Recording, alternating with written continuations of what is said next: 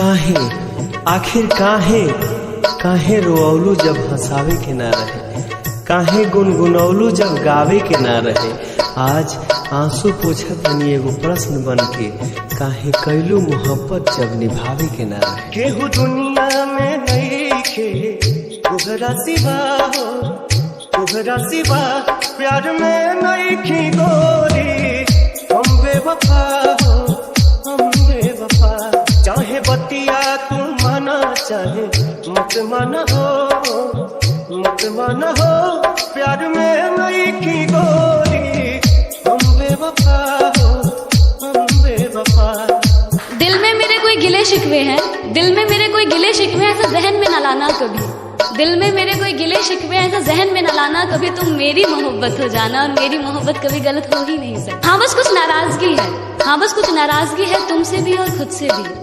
हम इस रिश्ते को एक और मौका देना पाए। जब से तोहरा से रखिया मिलवले हई, दिल के धड़कन में तोहके बसले हई। जितेंद्र जितेंद्र जितेंद्र जितेंद्र दुखवा के हो से नया पन बसवले हई। लोग कितना विरह में बहोले हई। बिना गलती समैया बा दिहले सजा हो, दिहले सजा, प्यार में नहीं की गोरी। हम बेवफा हो, हम बेवफा।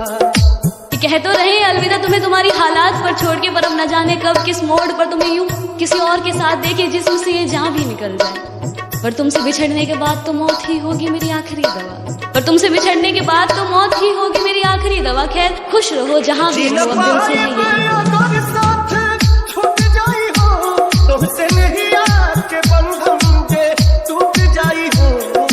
जितेंद्र जितेंद्र जितेंद्र जितेंद्र। मन के नोटरी से सुख सारा लुट जाई हो। साथ पाई बना तो किस्मत फूट जाई हो। वो जान तू जान ला जान, तुहरे में बा हो, तुहरे में बा, प्यार में नहीं की गो।